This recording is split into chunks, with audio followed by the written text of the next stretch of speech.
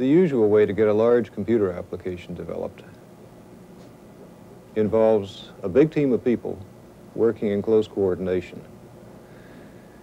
Most of the time this works surprisingly well, but it does have its problems. And large projects tend to get done poorly. They take a long time, they consume an astonishing amount of money, and in many cases the individual team members are dissatisfied. So everybody in the computing business is constantly searching for ways to do a better job of developing computer applications. There aren't likely to be any final answers, both because the problems are hard and because as we find solutions, we try even more ambitious objectives. But there are some things that can be done to make life easier for everybody on a large programming project. A good programming environment helps a lot. And in the next few minutes, we're going to show you some of the properties of the Unix operating system that make it a good programming environment for many purposes. In Bell Labs, as in many industries, almost everyone has some kind of involvement with software.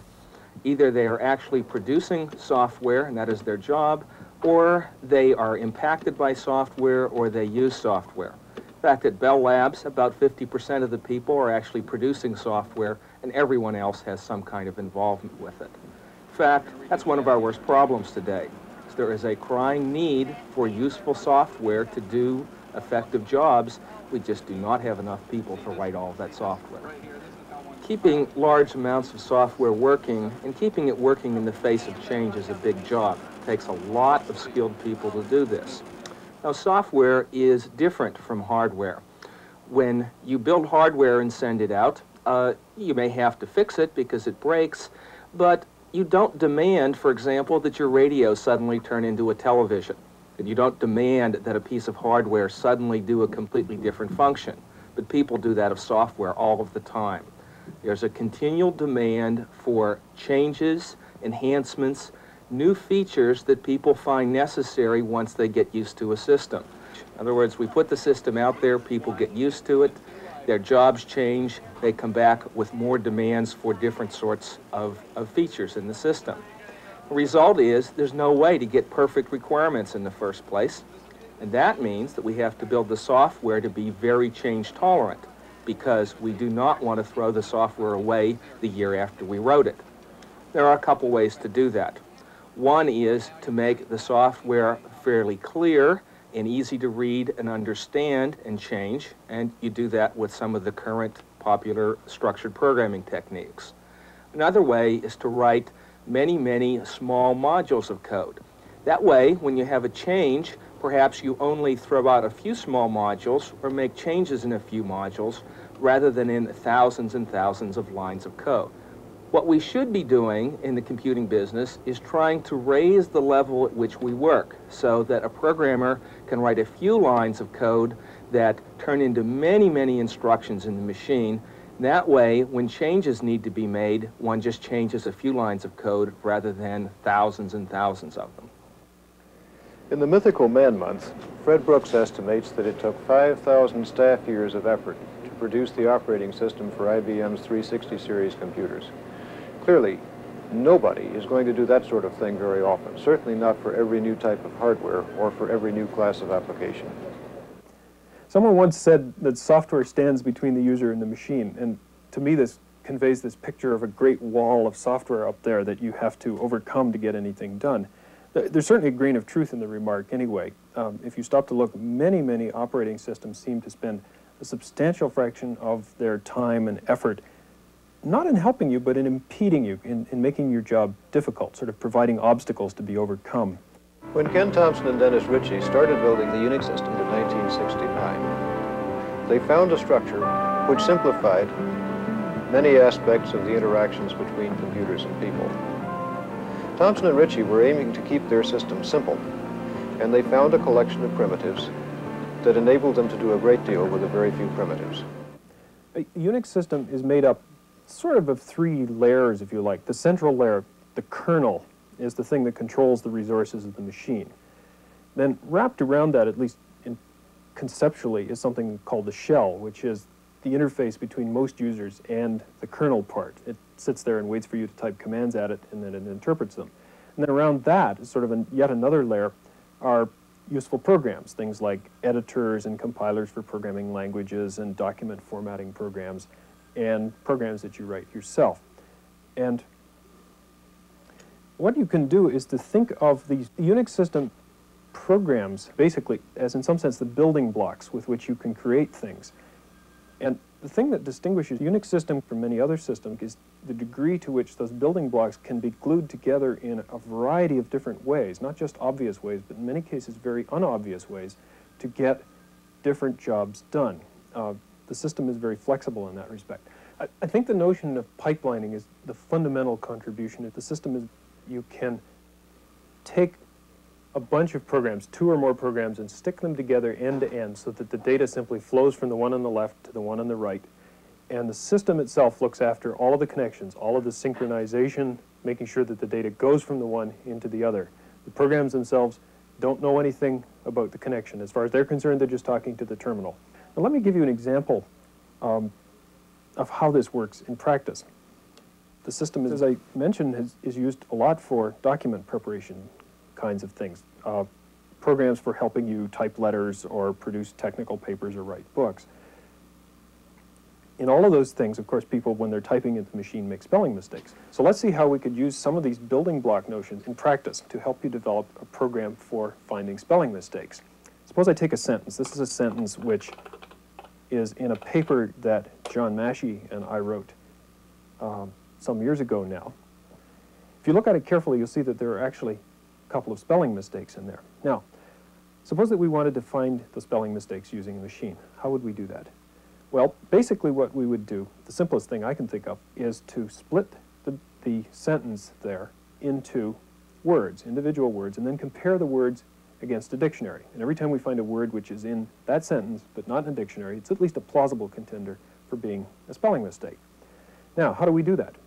What I want to show is that you can do that using just existing Unix programs, just gluing them together to get the job done.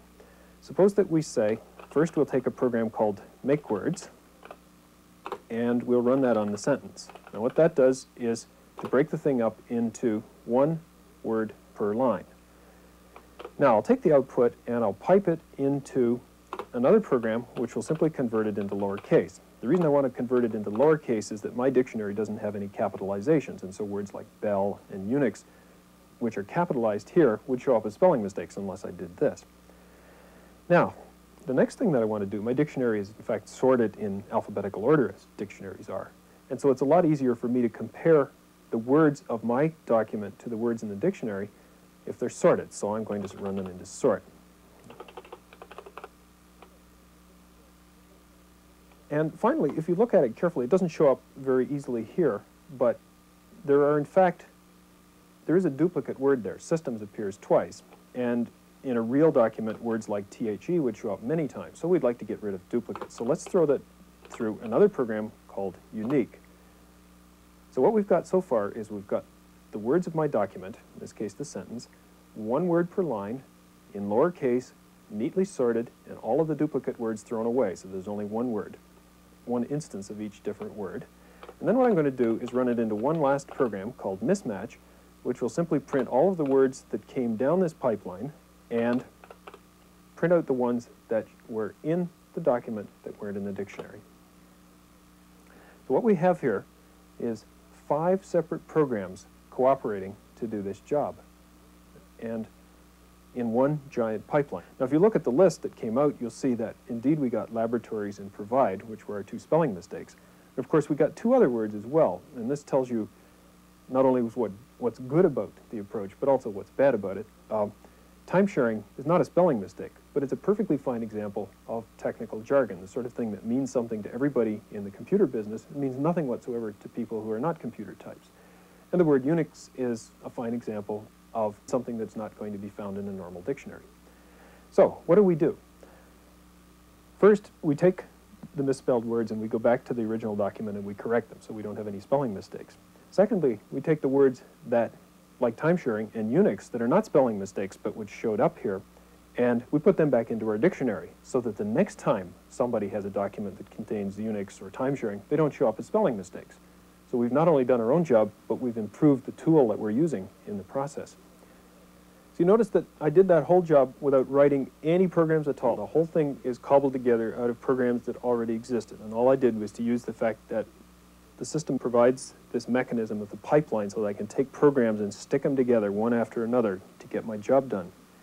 And I think this is one of the reasons why the system is so productive, that there's a large collection of things that people have already built that we use, and as we build our new things, then they become part of the repertoire of things that people subsequently can build on. During the last decade, we have discovered a number of new, powerful pattern matching algorithms that are useful for locating patterns in text. Many of these algorithms have been developed using insights obtained from theory, obtained by studying automata and language theory. As our knowledge of pattern matching algorithms increases, we can very quickly take this knowledge and package it in the form of Unix programs. And we can spread these Unix programs to the entire community very quickly.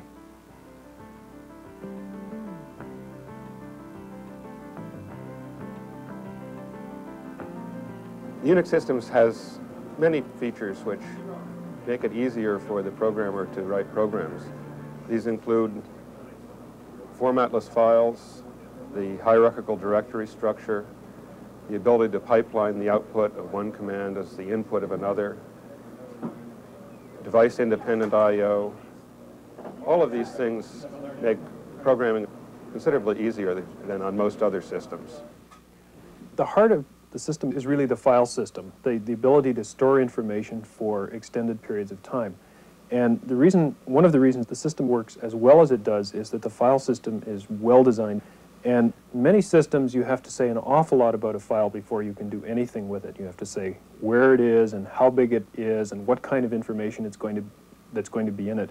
All kinds of things that are basically utterly, completely irrelevant. Here, you don't have to do any of that. A file is as big as it is. It doesn't matter where it is as long as you know what it's called. And so you basically don't have to think of any of those complexities that you have in other systems. When you want information in a file, you put it there. When you want it back, you get it out again, and you don't have to think about size or number of records or number of fields or anything like that unless it's really germane to your program. For most purposes, it's utterly irrelevant. A file is simply a sequence of bytes. Its main attribute is its size. By contrast, in more conventional systems, file has a dozen or so attributes. To specify or create a file, it takes endless amounts of chit-chat. If you want a Unix system file, you simply ask for a file, and you can use it interchangeably wherever you want a file. The Unix system consists of a hierarchy of directories, which a directory is simply a file that contains the names of either other directories or files. And this whole thing goes on recursively. When you log into a Unix system, you normally are sitting in a place that's called your home directory or your user's directory. And I can say pwd, which means print the name of my working directory, and it'll tell me where I am. It says at the moment that I'm in user bwk. And that's where I start when I log in. Now, I can go up a level in that. I can change to parent level. And now, if I print my working directory, I'm in /user. And I can go up one more level to the root of the whole file system. Let me go back down to bwk, and I can list the files that I have in that directory.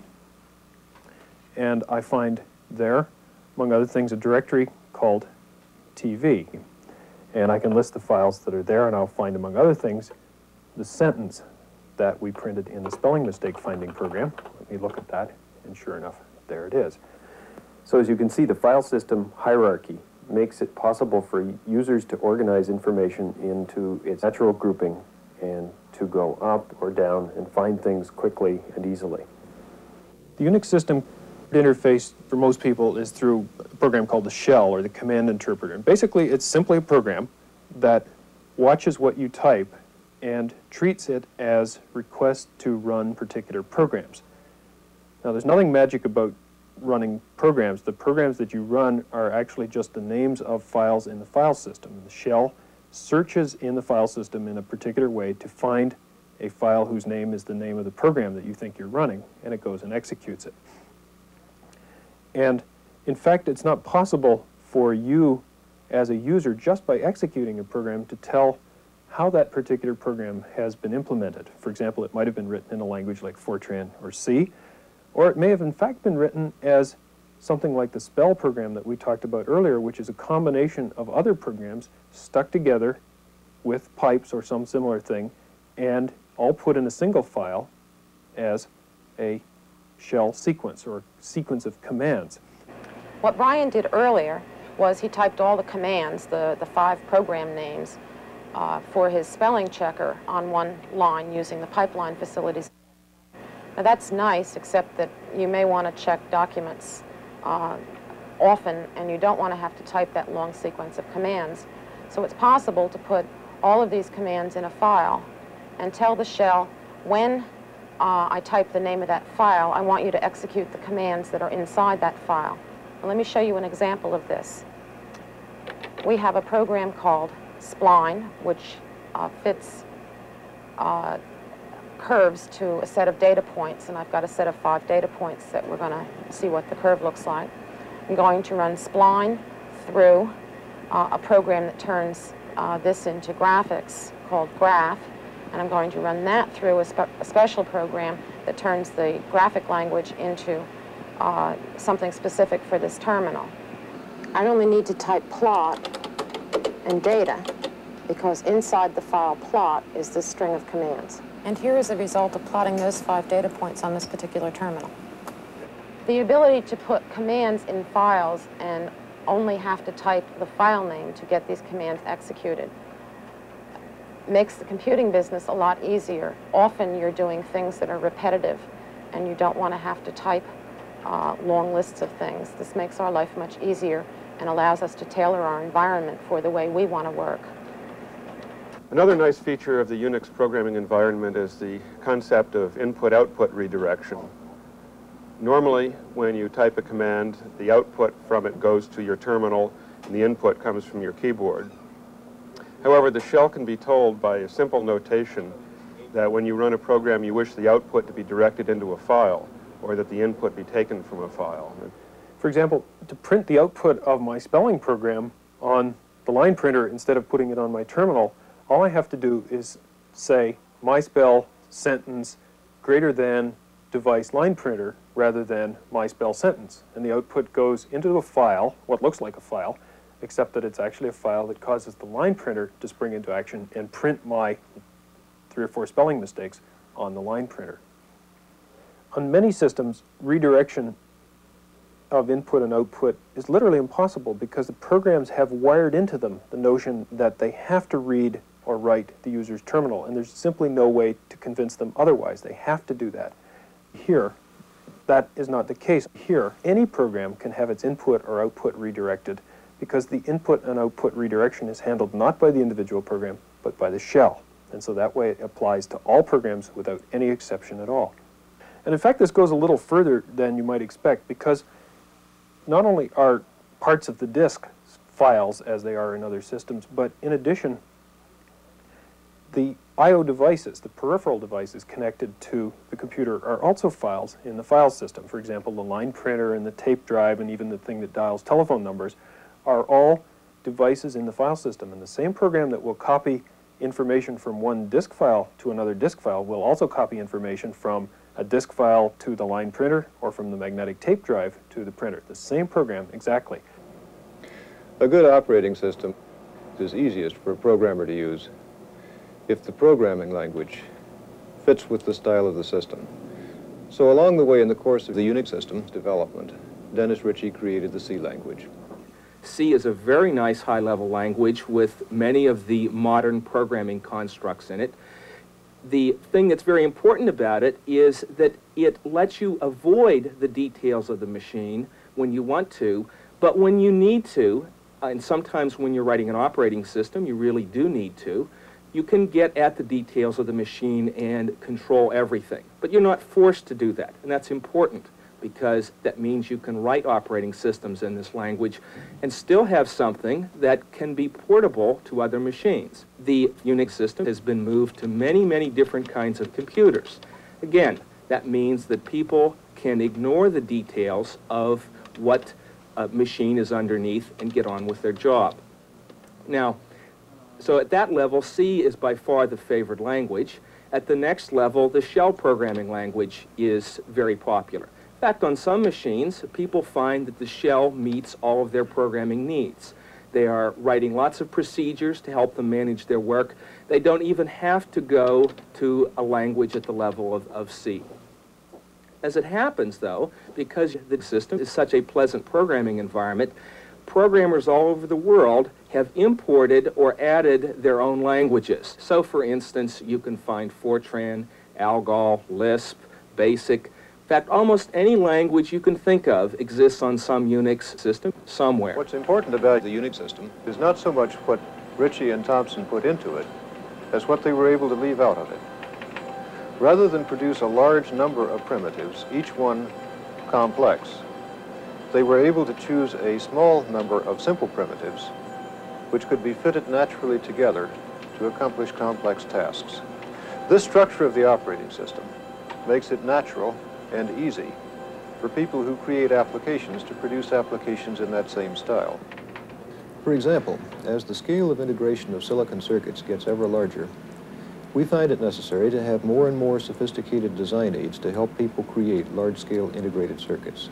Our existing design aids are advanced and effective, but advances in VLSI create a need for even better tools.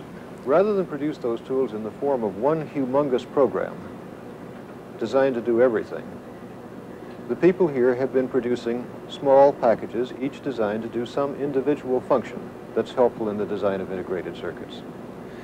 Then these individual packages can be combined using shell procedures to design a part of a circuit or a circuit, and the parts of a circuit can be combined to make a whole circuit. Steve Johnson is one of the people who has been involved in this effort. He is currently working on a program called Algen, which takes Boolean equations as input and produces logic circuit designs as output. Because tool building is such a way of life on the Unix system, over the years we've developed tools that actually help us make other tools.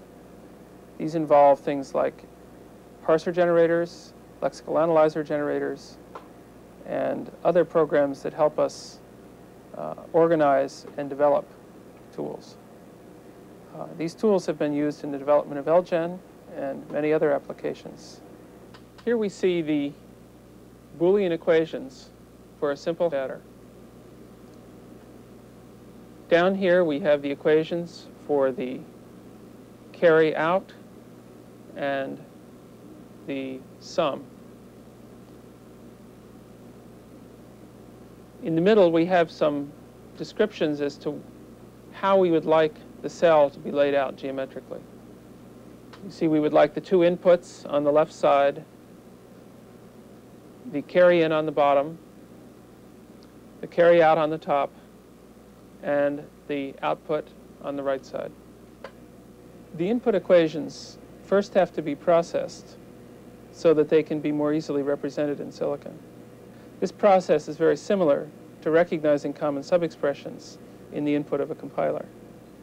Input language, the Boolean equations, are read and processed by a program called YAC, which was originally developed to help us build compilers, but has in fact been used in a large number of application programs as well.